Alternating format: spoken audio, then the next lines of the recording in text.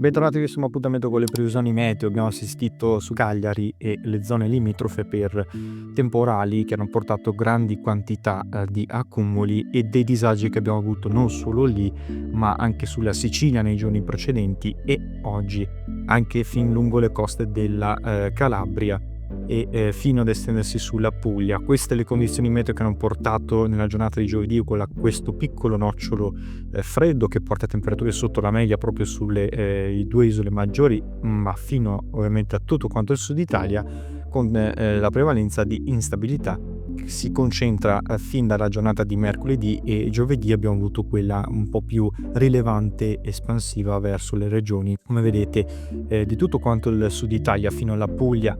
e alla Basilicata fino alle Marche, e queste condizioni meteo continueranno nel corso dei prossimi giorni, quando però la depressione si allontana progressivamente verso nord-est, verso i Balcani. Come vedete, continuerà l'avanzata di questa depressione verso le zone orientali dell'Europa,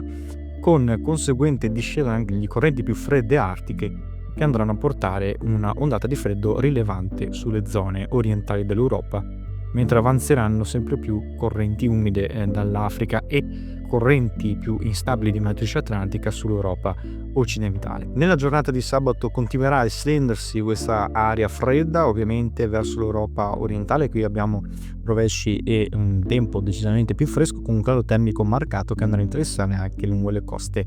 adriatiche e sul nord-est, con temperature minime che torneranno anche sotto gli 8 gradi sulle zone di campagna in modo particolare e sulla Valpadana centro-orientale. Queste le temperature attese. Poi vedete come si azionerà appunto questo minimo depressionario sull'Algeria e sul Nord Africa, che potrebbe portare qualche precipitazione nella giornata di domenica. Sabato invece avremo dei fenomeni più concentrati sul Nord Africa, altrove avremo nuvolosità piuttosto diffusa sulle due isole maggiori, altrove invece contesto di cielo sereno o poco nuvoloso. La giornata di domenica poi si avvicina sempre più questo ciclone proiettato proprio sul nord-ovest dell'Europa, e questo sarà di matrice attico-marittima, che porterà con sé correnti molto più umide e aggiungeranno dapprima sulla Spagna e sulla Francia, con un debole campo anticiclonico sull'Italia,